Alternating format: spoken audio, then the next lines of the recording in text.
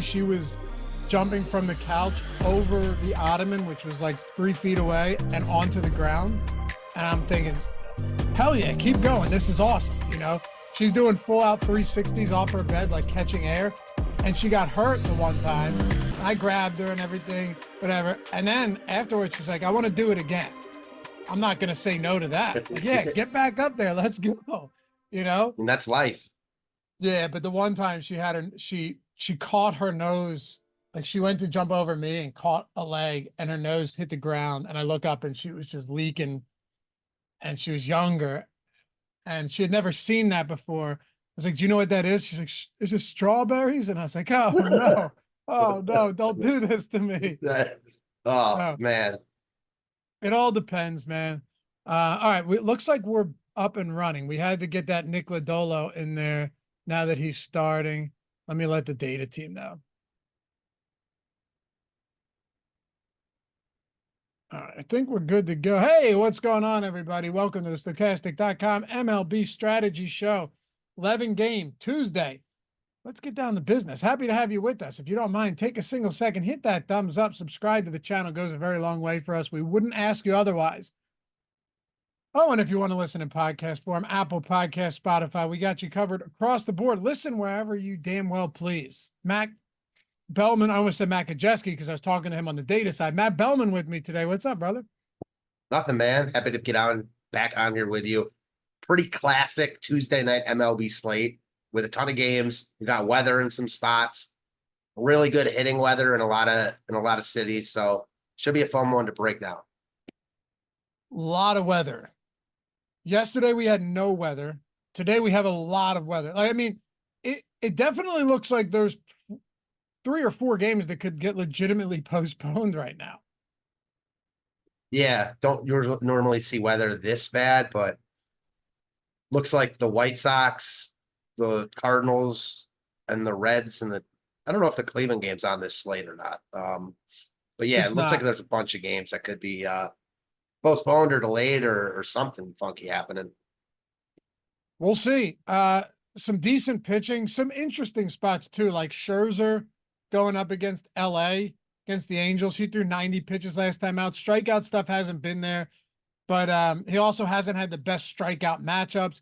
You got Chris Sale, who got pushed back to today. That'll be interesting. Man, yesterday, I'll tell you what, though, everything the Sims was pushing out and the lineup generator was pushing out definitely came to fruition, huh? Rangers, Minnesota, 2 of the top stacks on the day.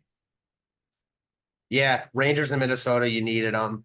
Pitching was kind of weird in that a lot of guys were good. I know that Montero was really good. Feltner was good. Abbott was really good. Diaz was good. So it was definitely a slate where the bats had to win it for you. If you used the Sims yesterday, you had a good amount of Kiter Montero, even more before Sale got scratched.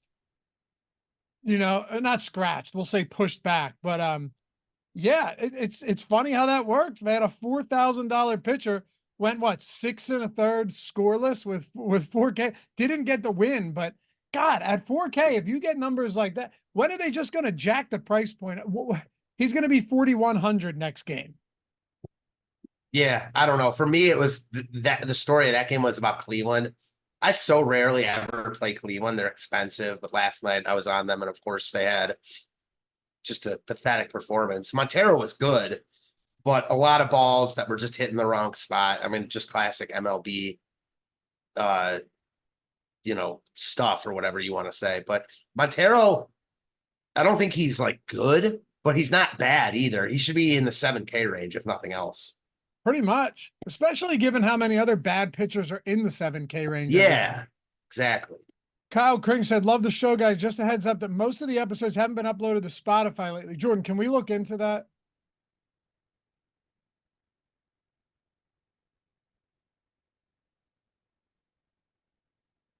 All right. That Yeah. probably was it. Let me know. Let me know. But anyway, we can dive into. Oh, and another one. How about this? We got into some betting here yesterday. We had talked about Andrew Abbott. If you're going to bet that K prop, grab him on the alt line on FanDuel where you're getting plus 340 on 8+ strikeouts. He got there too. Plus 340, Andrew Abbott, 8 Ks against Cincinnati. So all in all, pretty decent day. Pretty decent day, I must say. Oh, one more thing before we get started. Did you see, so you know the whole new Stochastic Hall of Fame program we've got going on? Did you see my tweet about the the first shipment of the Ring of Honor rings that came in? Dude, I could not even believe that when I saw that. They Those look are sick, don't they? fucking sick. Like, I know. I didn't couldn't, know. I forgot to, I was going to message you last night. I forgot. Those are disgusting. I didn't know what to expect. I mean, I will be out of my mind right now if Jordan isn't scrambling to pull that tweet up. I hope it appeared. I knew it. Thank you, Jordan. Appreciate you. Check them out, dude. With the spinning display case. Ooh, the wins with the contest name, all of that stuff up there. Can you zoom in on that? Like, can you just go full screen on that? There they are. Oh man. I was so happy with how they came out. I even put batteries into every single one of them, put the rings in just to get the full experience. And as you can't actually see on the ring itself, because I didn't zoom in as close, is the name of the player plus the Stochastic Hall of Fame or plus Hall of Fame under that, Matt. So just full out customized experience. Pretty happy with them. Yeah, man. I was like stunned when I saw those, not gonna lie. Sick. They came out so nice. Anyway, Stochastic.com/HOF. Just rep the avatar wherever it is you play. Stochastic.com/HOF. Links down there in the description. And then you see all the stuff you can get. Just some insane stuff. Some really, really cool stuff. Let's get into it for today's 11-game slate. Einsteinium said, Lavi, any data on pitcher performance after the starts get pushed back? Remember seeing something saying they aren't as effective since many are creatures of habit. I've seen that too. I don't know if that's just like speculation or anecdotal. It might be real. But here's the thing. Do you not play? The problem with that, Einstein, is like, do you just not play Sale because of it? You know, then you get into the scenario, Matt, where you're like, all right, well, what if that is true? Does that mean I don't play Chris Sale?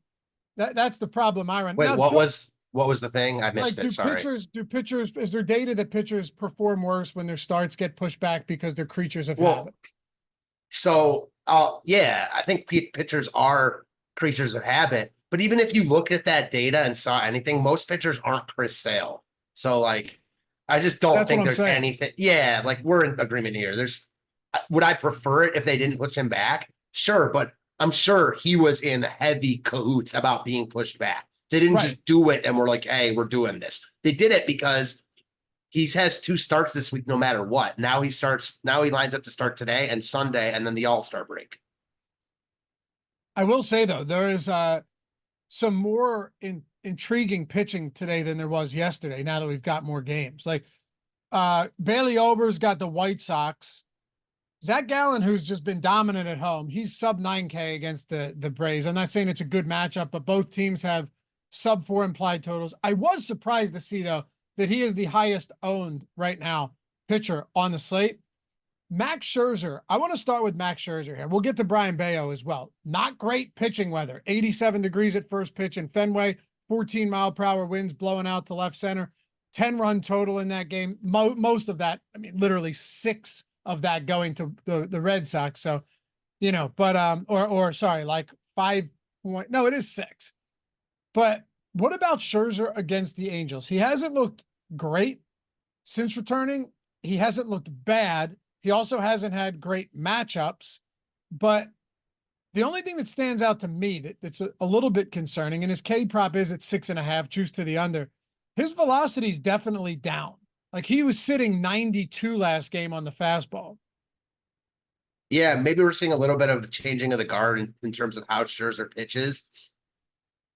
It looks to be still getting it done at a very high level, but velocity down, strikeout stuff is way down. I think that's my big problem with him here is that you're not really getting much of a discount. So I think he's fine, and he's in the group of, pitchers I think are in play tonight, but I don't think he's the top option because I don't want to say you're paying full Scherzer price because you're not. Full Scherzer is like 11K, but he's clearly not close to that guy right now. And whenever you see a dip in velocity, the chances of a guy getting hit hard are always increased. So I don't think this is the spot where the Angels are going to get to him. I have, no interest in stacking the Angels. Much rather get to Scherzer. He's just not my favorite pitcher on the board. To your point, though, like he is coming in with a lot less ownership than Zach Allen. So that's something to at least think about, if nothing else. The velocity concerns me. However, there's also the fact like Scherzer's been doing this for so long that if there's ever a type of guy to figure out how to kind of combat decreased velocity as you get older, it's Scherzer. He faced San Diego last time. You say it all the time. That team just doesn't strike out, right? They don't strike out. Baltimore before that, there's some strikeouts, but also just a really good team. And then Kansas City, not a high strikeout team. He went 5 one-hit scoreless innings against them. He threw 90 pitches against San Diego last time out. So, I'm essentially of the belief at this point that he could probably throw 100 pitches. I don't see why he couldn't. Yeah, I'm with you there. Man, if this were a smaller slate and there wasn't as much opportunity cost, I'd have a lot more interest. I think you hit the nail on the head when you said at the beginning, like Scherzer is one of the best pitchers to ever do it. So with his stuff down a little bit and velocity not quite what it was, sure, he's going to figure out ways to get it done. But that doesn't mean he's going to be as good from a DFS perspective. And yeah, he hasn't had any great matchups. It also hasn't been like a murderer's row either, though. Baltimore really the only team in there you're like afraid of. So I think Scherzer's fine here. I doubt if you played him, he'd lose you this slate, but I also don't think he'd win it for you either. Couple comments in chat too. Ryan said, what about low price Blake Snell tonight? And then Swoop said, I'm stacking Toronto. What an interesting spot, huh? I mean, first of all, Toronto does not K against lefties. But Blake Snell in his final tune-up start in the minors went 5 innings on 68 pitches, no runs, and 9 strikeouts. This is a guy who dealt with that groin. He was terrible this season. Now, also you had the contractual stuff, right? Like he wasn't signed and then signed late, didn't really have spring training. He was horrible, but the strikeouts were still there. It's at a good park. This is one of the spots where I am struggling most with right now. He's getting 6% ownership. If you were to get the version of Blake Snell that is the Blake Snell we all remember at 7,800, I don't give a shit who he's facing. Problem is, at the major league level, we haven't seen that yet this year. But he's 7,800. He's getting 6% ownership right now. And for what it's worth, Toronto's got a 3.8 run implied total in one of the most pitcher-friendly parks. Boy, am I conflicted on this one. Yeah, honestly, I feel the exact same as you do. I don't know what to make of this right now. Definitely a big decision point on this slate. Because we just don't know what to make of Snell coming into tonight. Showed, big time promise in that last minor league rehab start, but that's like the first time, one of the only times he's pitched well all year at the major or minor league level. Yep. You mentioned him not having any spring training. Then he's been in the news over the past month about how the Giants may have been rushing him along too fast. Again, clearly he looks to be in good form after that last start. And man, this is definitely I don't know. I don't have any clear answers either. I wish I did, because you're so right. If we had somewhat of an idea of what we were getting from Snell tonight, he'd be way too cheap, because even though it's not a good strikeout matchup, it's not like Toronto has the best offense in baseball, and it's a great pitcher's park. But on such a full slate with so many pitching options, the fact that we haven't seen it at the major league level, we don't know how long his leash is going to be if he's pitching well. And yeah, while Toronto's not the best offense in baseball, they're not the worst either. So I really do see this as being I could get behind anyone who wanted to play Snell. I could get behind anyone who wanted to play the Jays. As someone who plays limited lineups, I'm not sure I'll get to either side, but looking at how our tools have it, I would get to Snell before the Jays personally. I'm not super interested in the Jays at all. Yeah, with you. It's a pretty awful park. You know, it's an 11 game slate. I'm not really huge on what type of upside is there. I know that Snell hasn't been good. I get that. It's not lost on me. Also, he also had some terrible matchups. He had the Yankees, Philly, Arizona were 3 of his last 4 starts before he went down. Not easy at all. I have 17% right now in my first Sims run. I'm fine with that, especially if he's really only going to be like 6% owned. If I can get 3x the field, still only be around 17%, it's not making or breaking my day. That's where I feel comfortable being with it, Blake Snell. Like 17-20% to me, I'm actually 100% fine with gambling on that ceiling game at 7,800. Yeah, I mean, the whole idea is to put yourself in the best opportunity to take down tournaments when you're playing GPPs. This is Snell. I look at Snell at the opposite of how I looked at Scherzer. I said with Scherzer, I don't think he loses you this slate, but I also don't think he wins it. Snell could easily lose you this slate, or he could easily win you this slate. Most likely, it'll just be in the middle because that's how most outcomes are in MLB. But there's a lot of volatility within Snell, especially at such a cheap price point. So I'm with you. Like, yeah, I wish it were a better spot, but he's probably the cheapest he'll ever be, and he's not getting ownership. So talking this out, I'm much, much more on the Snell side than I am the Jays. Like, the Jays are always a team to seem to get a little bit of ownership whenever they're facing lefties because their lineup sets up so well against them. And most of their players are pretty cheap here, aside from Vlad. So I don't think their ownership is crazy, but I'm with you in that I'd much rather get to Snell.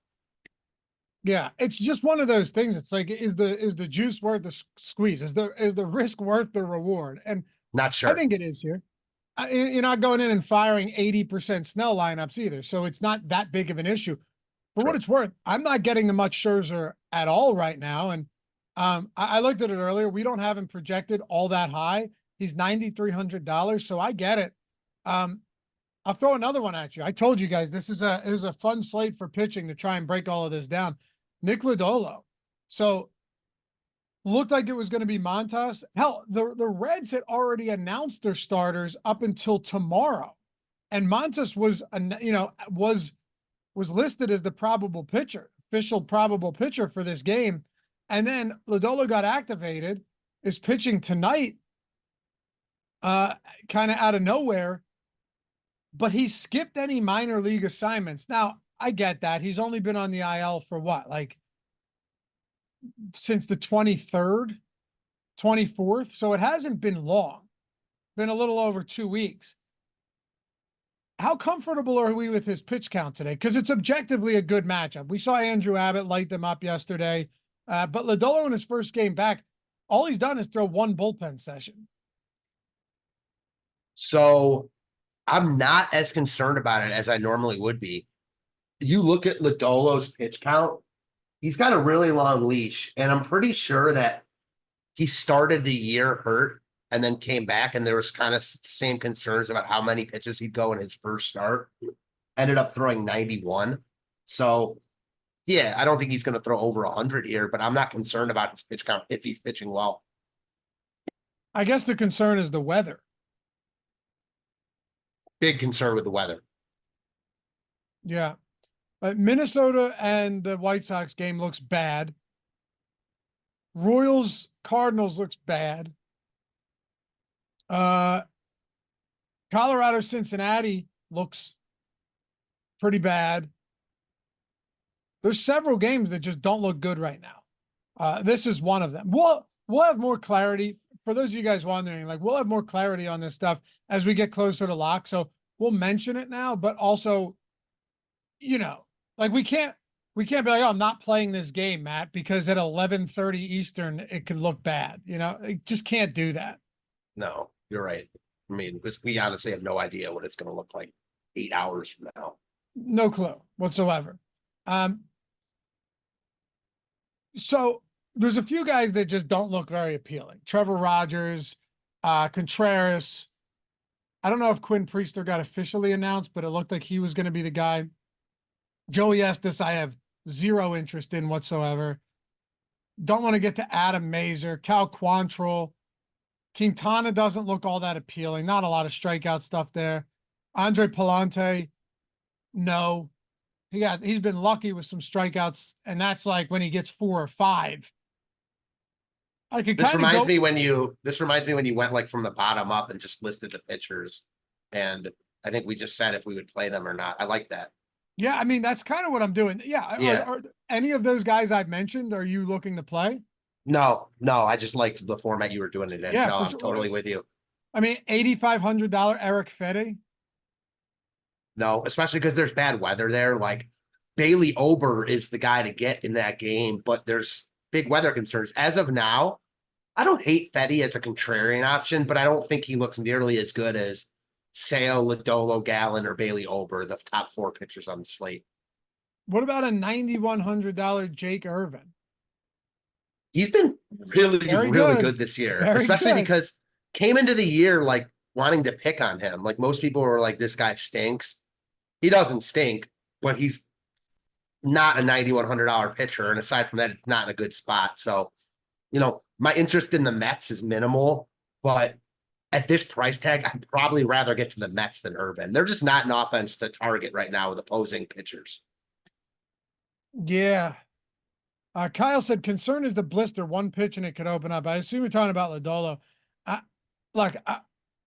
not a physician or I'm not a doctor, but you have to think that like 15 days would be good enough to heal a blister, right? Yeah, you know who used to get these all the time? Rich Hill.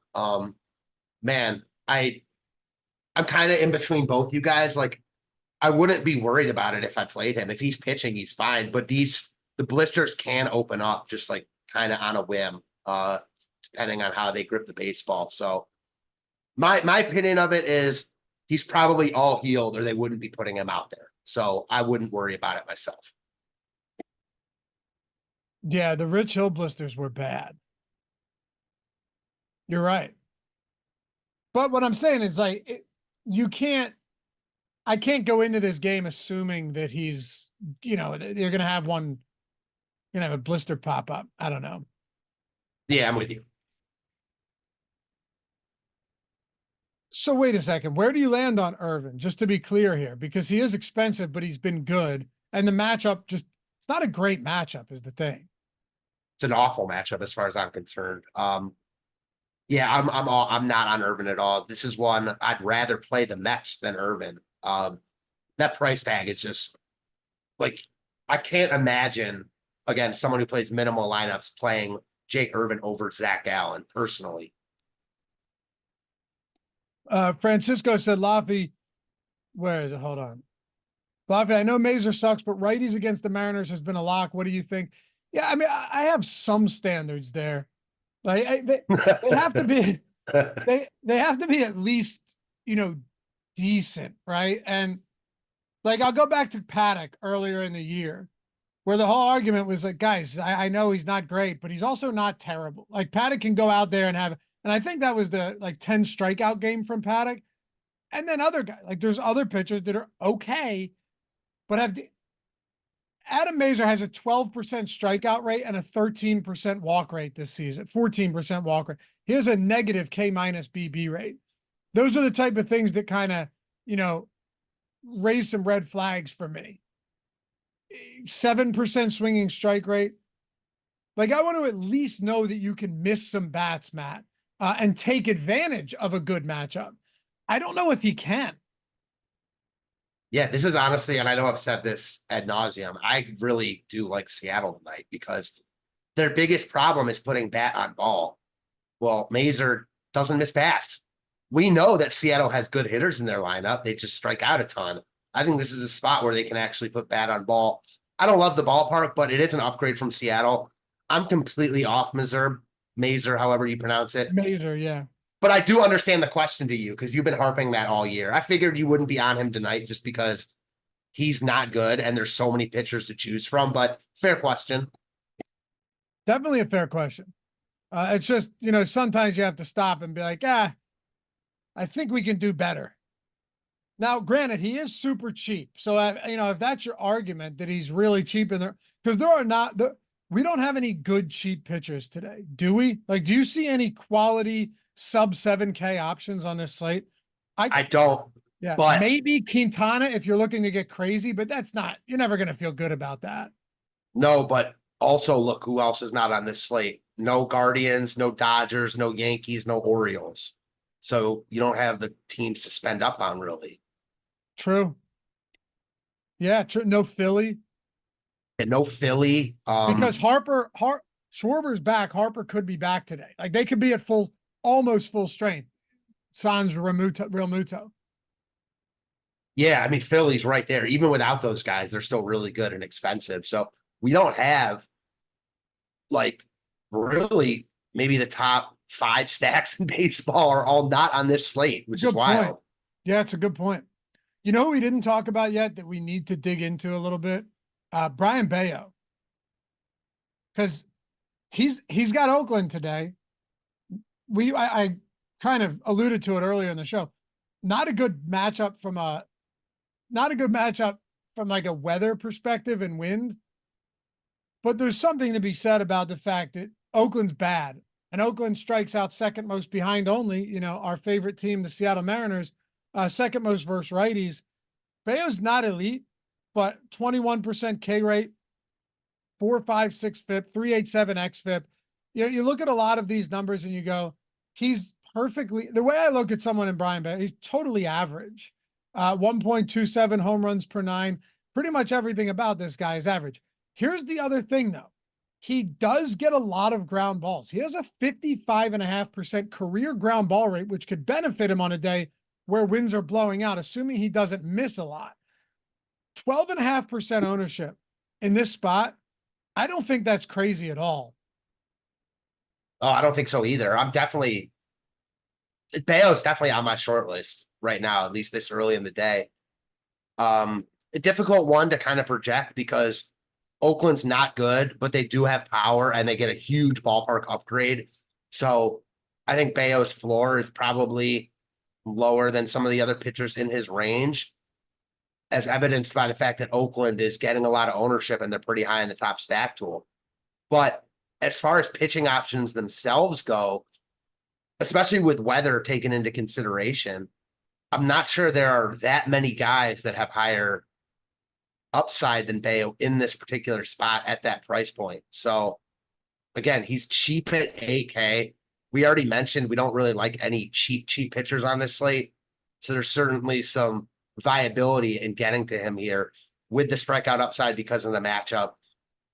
I think this is a classic tournament play. I see Bello having a pretty low floor considering how he's pitched, the matchup, Oakland on the road, but also a decently high ceiling because of the price tag and because of the strikeout upside in the matchup.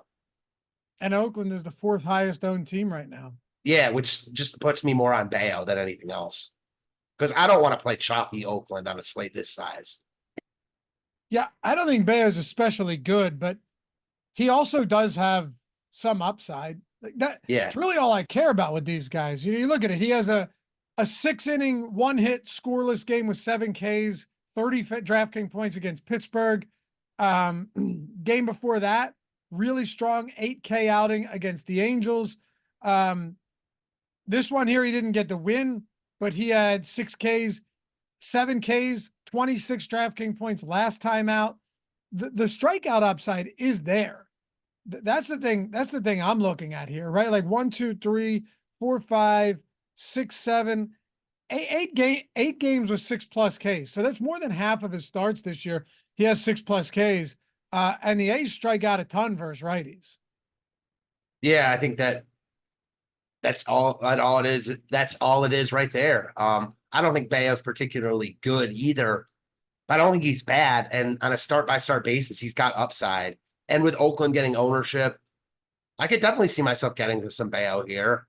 And that brings me to another guy like right at his price point. You were much higher on him like over the first half of the season as opposed to the second half. But you say Kikuchi's price looks pretty good at 8,200.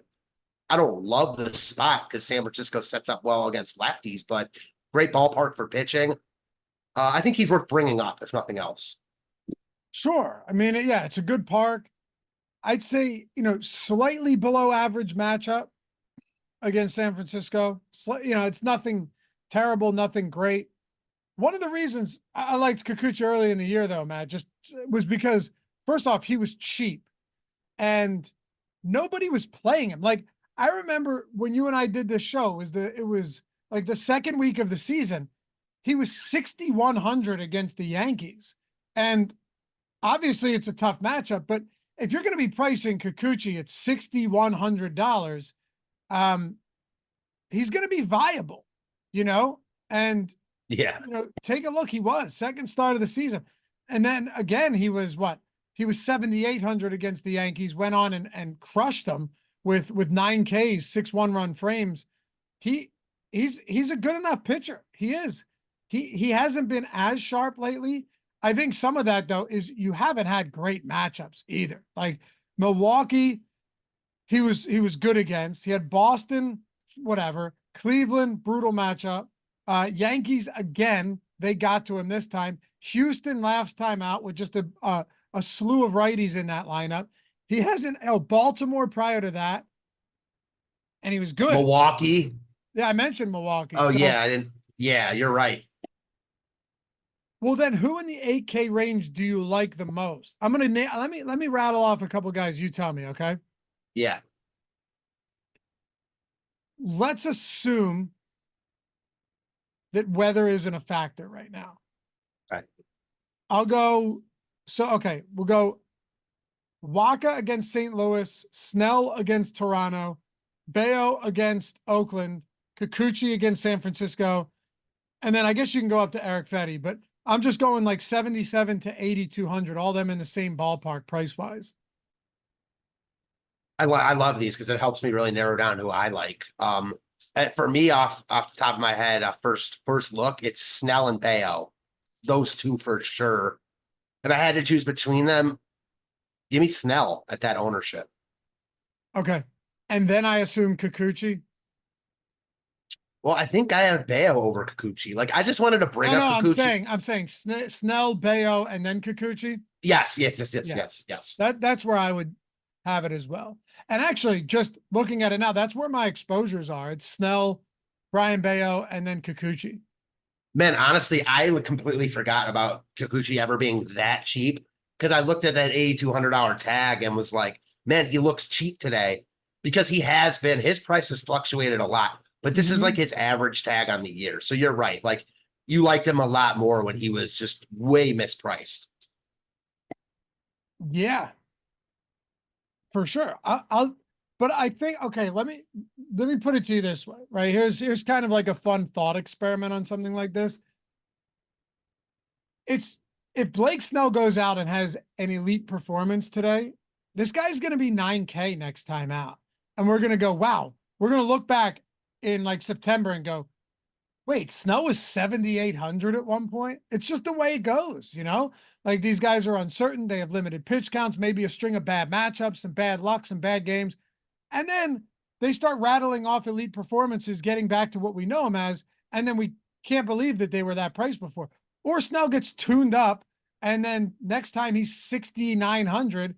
And it's like, oh shit, this guy's facing the White Sox today. It's a weird sport. Yeah. The other thing also, and this kind of goes into what you said about how if we kind of knew what we were getting from Snell, you'd play him at this price, regardless of who he was playing. To that point, like in just kind of boosting his case in tournaments, yeah, Toronto doesn't strike out a lot, but most of the pitchers they face aren't Blake Snell. So like if Blake Snell is on his A game tonight, he's going to K more Blue Jays than they normally K. It just is what it is. It's a good point. Joe A said Toronto low strikeout team, Snell not going to do good. Yeah, we mentioned that earlier in the show that they have one of the lowest K rates in the league.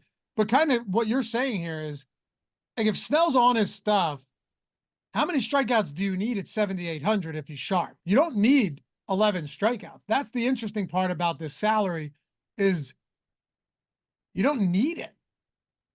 Well, and the other thing is when you're just talking about upside, he's the only pitcher on the slate that could compete with Chris Sale as far as upside goes in my mind. Yeah. Price agnostic. Like we've seen Snell do it. And Snell is also the type of guy, and he's been like this throughout his career. It almost doesn't matter the matchup he's in. Like if he has his A game and his A stuff, he's going to dominate any matchup he's in. But if he's not, he gets in his own way. He walks guys. He gets in his own head. He throws way too many pitches. So in saying that, I'm almost less concerned about the matchup with him than I normally would be any other pitcher. Yeah, I'm concerned about Snell. I'm less concerned about the matchup. You know? Right. Yeah, for sure. Sean said Toronto smacked the living shit out of lefty Rodon. Brother, go and look how Carlos Rodon has performed lately. I'm not saying Toronto strikes out a lot or that they can't put up number. That's more an indictment on Carlos Rodon than anything else. He's been terrible lately. This dude's given up, Matt, he's given up 7 home runs over his last 12 innings pitched, his last 3 starts. Carlos Rodon's last 4 starts have been brutal. Even last time out, sure, he only gave up 3 earned, but he gave up 2 home runs, 2 before that, 3 before that. Earned runs, 3, 8, 7, 5 over his last 4 games. I think there's something going on with him. And for a guy that has dealt with injuries, that is now, like pitching a full season, I'm not convinced that he's fully healthy right now. I'm totally with you. You can make the same case for Snell, though, that like we don't know what we're getting out of him either. But that's we've what already discussed that. That's what I'm saying. We're more worried about Snell than Toronto. It's not about the matchup as much as it is like, is Snell okay? That's why I also do think that I personally think Toronto is a little more viable than you do, just because of the ultimate unknown with Snell. And it has nothing to do with me that they got to Rodon, because that's a completely different pitcher altogether. But if Snell is off, like I think Toronto has upside here. I don't expect him to be, but I'm not trying to predict results either. Questions about Joey Estes in chat from JMF and a few others. Yeah, I can't do it. Just few things. First of all, his last 2 starts against the Angels stink. He has looked better. Here's the problem with Joey Estes is that go and look at his ground ball rates, particularly against left-handed bats. Do you want to take a guess? Matt, I'm going to ask you to take a guess. Don't be shy here. What's his ground ball rate against lefties? I'm bad at this. I don't want to guess. No, I'm saying don't be shy. Tell me, what do you think his ground ball rate is against lefties? Who cares if you're wrong, man? We're wrong on here all the time. His ground ball rate Stop against looking lefties. it up and just make a fucking guess. I'm not looking it up. 23%. Oh my God, spot on. No way. Nope. But you're close. 18%. 18%. Okay. Now, hold on. His ground ball rate on the season, you're very close. 21%. So almost dead on. 52% fly ball rate. All right. 52% fly ball rate. Guy has a 10% barrel rate. Should we not be concerned with Joey Estes on a day where winds are blowing out at 15 miles per hour? Yeah. The other thing about him, and this makes a lot of sense, he is much, much better at home. Yes. Good call. At home, 12 innings fly pitched. ball pitcher. Yeah, man. That just makes so much sense. At home, 12 innings pitched, like a 200 wOBA allowed, no homers, 255 slugging percentage. Away, a little bit less, like 11 innings pitched, almost a 500 wOBA allowed, 4 homers, 775 slugging. Like, man, Boston looks great here. I have zero interest in Estes. Boy, do I love Devers today. Did you see that home run? He had 2 home runs on Sunday Night just Baseball. The second one, the complete no-doubter. How? Did you see where that pitch was? I don't even. He's awesome. So I was looking over his numbers today because I did the underdog video that I do every day. Another 2-0 night last night. If you're on underdog, check it out over on the Odd Shopper channel. It's a 1 minute short every single day. And I went with Devers again today, just higher on fantasy points because they keep putting him at like 9.5, 8.5 against bad righties. And Matt, I'm looking at this guy's numbers up. He is, and I'm not saying this is not hyperbole. He is legitimately in the same tier against righties this year as Shohei Ohtani and Aaron Judge. Now, I guess you could say, sure, Aaron Judge is a righty, but still, like, as far as the three best guys to have hit righties this year, it's Shohei Ohtani, Aaron Judge, and Rafael Devers with little difference between them. They have Ohtani and Devers, or sorry, Judge and Devers have the same WRC plus and the same WOBA. And Devers has like a 350 ISO against righties. Yeah, I went down a similar rabbit hole last night because I saw some Red Sox fans saying that there's no way Jose Ramirez should have started over Devers. And like, I'm a huge Jose fan and he's amazing. And he's having a phenomenal year, but Devers is having a slightly better year. And it's just the truth. He's just dominant. Yeah, he's amazing. He's fun to watch too. He's also just been kind of shockingly consistent too, right? It seems like almost every day. Yeah, he's been great. I like Boston. Let's talk about some stacks too. Any other pitchers you want to get into here? I think we covered a lot. Yeah, I think there's a lot of pitchers in play. There aren't many I love. I will say, like, Sale is the top option. I don't think that we talked about him ad nauseum yesterday. It's the same spot. Like, Arizona's better against lefties, but he's just on another level, even on this slate from basically every other pitcher on the slate. And then I do think Zach Gallen's too cheap. So those are my two favorite guys. And Bailey Ober, if that game holds, Blake Snell, Lodolo. I like all three of those guys as well. Bello would be the next. And yeah, forgive us for not, and I'm not saying this sarcastically, forgive us for not spending a ton of time on Sale and Gallen. I just thought there were a lot of other really kind of tricky spots on a site like this. We all know that, Sale's in not a great spot, but he's amazing. And he's not that high priced, and Gallen's underpriced as well. I'm with you there. There were a couple questions and then we can move on here. Two actually, as a matter of fact. One, what do you do with Ronel Blanco? I was just about to ask you that, like literally. Yeah. What a tricky spot that is because he's 10K and it's a good matchup, but it's 10K for Ronel Blanco where you've got Sale right above him, just a, far better strikeout pitcher. And then you have all of these other guys in good matchups in that 8K range. Yeah, like this is almost the opposite of Blake Snell. He's just not a 10K pitcher. And I know the matchup's good. And if there was a spot to play him, it's tonight because there aren't that many expensive pitchers we love. Like, obviously, we like Sale more, but everyone's going to like Sale more. So the ownership on Blanco is going to be very low. That said, it should be low. He's just not a 10K pitcher. And you have a similar situation with Miami as Oakland here. Like, I think Oakland is better than Miami. They have more upside, but I don't think it's that dissimilar. And obviously a big ballpark upgrade for Miami in this spot. I just can't get to it. Like, I was going to ask you the same thing because he stands out from a low ownership and price perspective. He's just too expensive for me. Bit too expensive for me too. I'm getting, let's see, how much Blanco am I getting? 4%, Matt.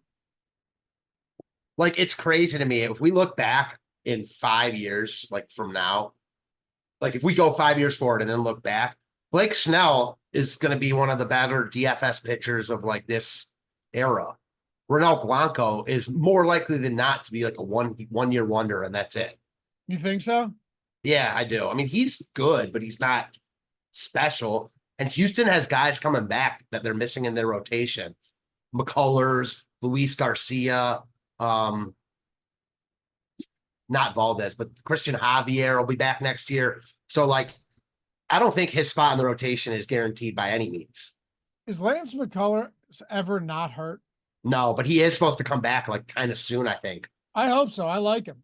Got a wicked knuckle curve. One of the best in baseball when he's healthy. He's good. Yeah, he's good. When he's healthy.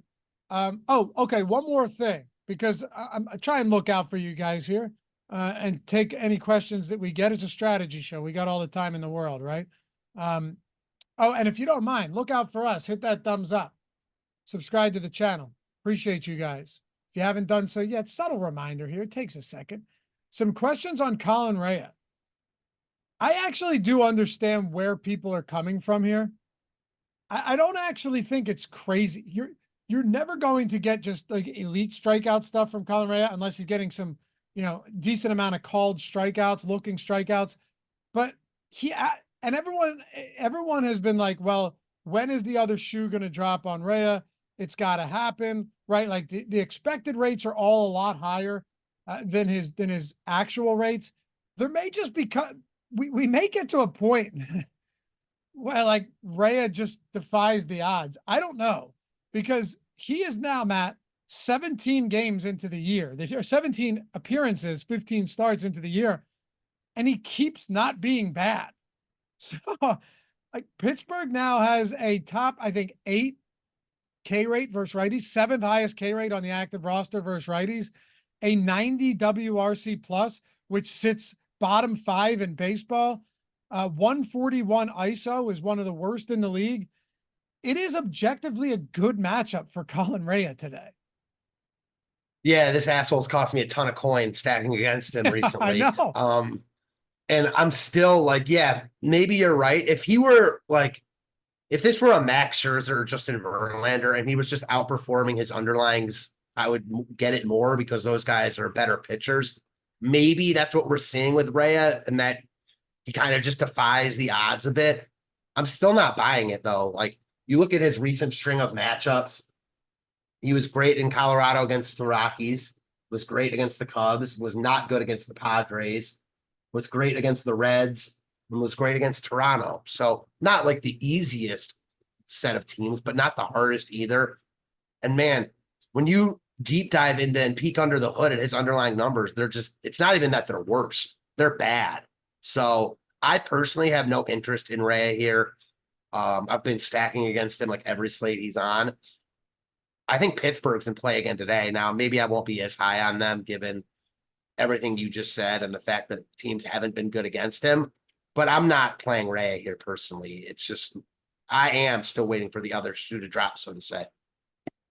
Yeah, I mean, we're what? At the midway point? So.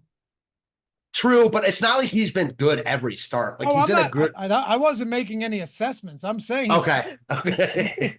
Taking a while is all I'm saying, Yeah, I'm not ready to call him Cy Rea yet. By the way, shout out to our boy Greg Ehrenberg, 50K win in the PGA streets the other day. And to give back to you, whenever one of our guys has a big win, we try and give back. Try and throw the promos out there. Help everybody out. Right now, 50% off any package you want. Any package you want, any subscription you want. Whether it's the lineup generator, whether it's a week of the Sims for baseball, a month of the Sims, any of that. You jump in now, 25% off anything. Lineup generator, Sims, the data package. I mean, the Sims package has all of the data to begin with. Top stacks, boom bust, or top pitchers, top hitters, ownership, player projections, premium Discord, lineup generator. You can do them separate. You can do them together. Check the links in the description. 25% off everything. And I will say, Matt, yesterday was sure nice with the Sims results. Like, I say it all the time, jamming Kiter Montero, and you're like, man, I don't know about this. And then it ends up being, solid enough. Actually, he's pretty good.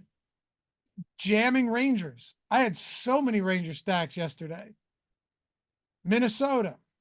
Sometimes you just got to trust those tools, trust the process of how the tools are getting there. You guys are going to build better lineups. Here's a shot to get it for 25% off any package you want. Even if you just want the lineup generator to grab that by itself, a la carte, you can do that as well. Links in the description and in chat. Shout out to our boy Greg for the big win. All right, let's talk some bats here.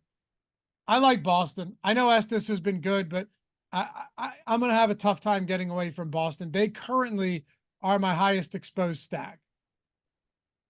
Yeah, a lot to like about Boston here. We just mentioned it with Estes. They've been really good against right-handed pitching basically all year. So they run, they have power. I like Boston a lot here as well. I think they're the top stack on the board. Yeah, whether it's Boston individual bats, 5-man, 4-man. Like I have 10% 3-man stacks for Boston, 12% four bat stacks, and 22% 5. So just a ton of Boston across the board. You know what I'm not getting a ton of today that I did yesterday? I shouldn't say that. I'm getting 7% 5-man, 7% 3-man stacks, and 3% 4-man is Texas. Texas today against Contreras, because they were wildly popular yesterday. Yeah, but I get that because the Red Sox and Rangers almost have like the inverse top stack ownership dichotomy. So Yeah. Boston has a 13% chance of being the top stack. Well, 13% ownership. Texas getting more ownership and a much less top stack percentage. So that makes a lot of sense to me. I will say, given the nature of pitching on this slate, like there are a lot of stacks in play. It just is what it is on a classic MLB slate without a lot of great pitching options. I think Seattle, as I mentioned earlier, against Missouri is in play. Pittsburgh against Colin Rea. I mean, you could go down the list. I do think that Boston looks like the best. Texas also looks really good. But after that, I think all these teams look really similar. And that's kind of what the tools are showing as well. It's true. You know, looking at the stack score, you have a couple that kind of really stand out. Oakland's up there, by the way. I have some Oakland, but Texas and Boston stack score is up there. Boston top stack percentage is much higher than these other teams. Toronto's one you had mentioned earlier. They're getting 4% ownership, which makes sense. It's not, you know, it's a questionable spot, but not a great park. Pittsburgh's pulling around 4%. Mets against Irvin around 4%. Miami against Blanco. So a lot of this is just because some of these teams are cheap. What about Houston against Trevor Rogers today? Yeah, Houston pretty much always in play. Today's no exception. So we know Kyle Tucker's out. Yordan Alvarez might also be out, which, you know, don't love that. Clearly, the two best hitters in this lineup. Still, though, just make that lineup cheaper. And even if I don't like them as a 5-man, I think Altuve always in play. Jeremy Pena could be moved up in the lineup.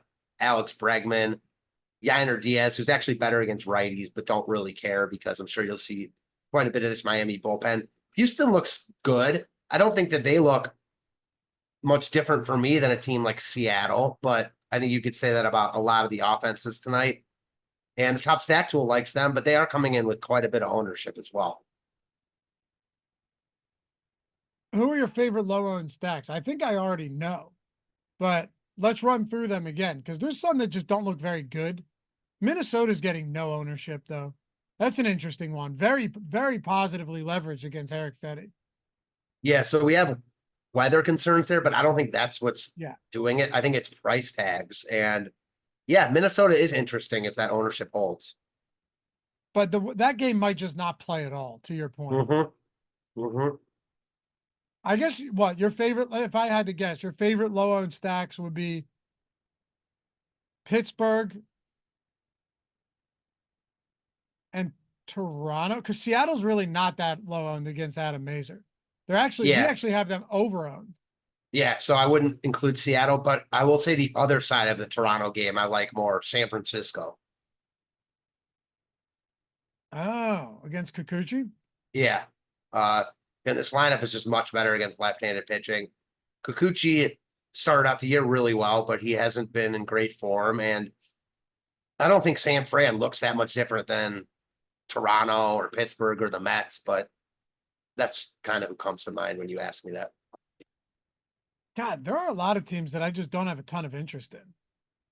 Yeah, for sure. I mean, not even talking about the weather, which might, you know, mess things up, but like the Angels, the Braves, Yeah. the Rockies, the Padres, the Diamondbacks, like the Royals, especially at their expensive price tags. And the Palante's Cardinals. just not been bad. Yeah, I'm with you. Like That's why a team like Seattle, or not Seattle, San Fran I mentioned, because even though I don't love them here, I think they're better than like all those other teams. Man, you're right. It falls off a cliff. And by falls off a cliff, I mean, it falls off a cliff and then there's like 10, 15 teams are just laying down there at the bottom of the cliff, all grouped together. Right. But even above that a little bit, like I'm not really that interested in Miami against Blanco. We've talked about Toronto. I mean, I don't love the Mets against Jake Irvin. Same with the Reds against Cal Quantrill. I think the one team or the two teams we haven't talked about that are getting a medium ownership that I think look pretty good here. Washington, who's been a lot better recently. I mean, their offense has been flat out good. And then Milwaukee, because Quinn Priester isn't very good. Problem with Milwaukee is they're really expensive. So, yeah, I mean, a lot of these teams look really similar, and it does fall off a cliff, which is making Boston stand out, which makes me worry about their ownership in the tournaments I like to play. What about Cincy? Yeah, Quantrill's They're my not second bad. highest exposed stack right now behind Boston. That's interesting to hear. Again, maybe weather concerns there, maybe not. The thing about Cincy that there's always a lot to like there. They run a ton. So we saw it last night. Only one home run, but fantasy points aplenty, especially with guys like Ellie De La Cruz who run all the time. So yeah, I got no problem with Cincy. Obviously, that piques my interest. The fact that you're getting so much of them. We have him positively leveraged too. Quantrill hasn't been terrible, but he also isn't good. Yeah, far from afraid of picking on Quantrill. Right. He just had that 3-homer game allowed against the White Sox 2 starts ago. But, also, he's not at Coors, but he's pitching at actually a worse homer park for pitchers. Yeah. So, Yeah. not terribly worried there. The only thing that worries me is the weather in that game. The only thing that worries me is the weather in that game and a bunch of other games. So we'll see how it plays out. Anything else you want to get to before we head out for the day? I don't think so. I do think that, one thing we talk about a lot, so I guess I'll answer that question. Yes. Look for individual ownership. Like that matters a lot as far as how much love a stack is getting. For example, with Washington, Juan Yepez is projected to be one of the highest owned hitters on the slate. That's really bringing up the ownership of the national stack. It is Dinger Tuesday. Suppose it's only appropriate that we throw a home run pick out there before we get out of here today. Now, naturally, I would just go with Devers and call it a day. All right. That would be the easy move for me at plus 210 on FanDuel. But I also feel like that would be taking the easy way out.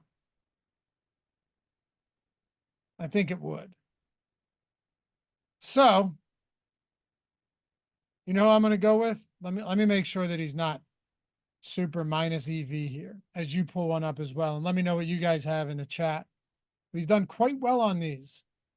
I had Devers last Dinger Tuesday, actually last week at plus 390. And you best believe he hit one.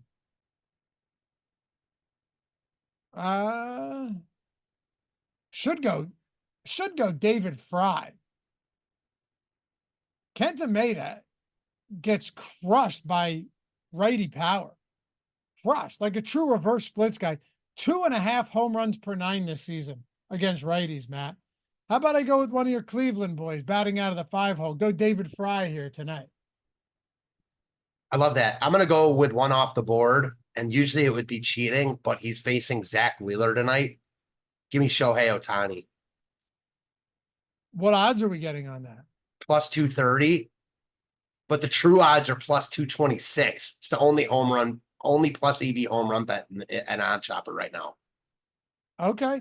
Which is wild, but is what it is. I don't hate it, especially given, I was going to say, that's a shame that game is not on the slate.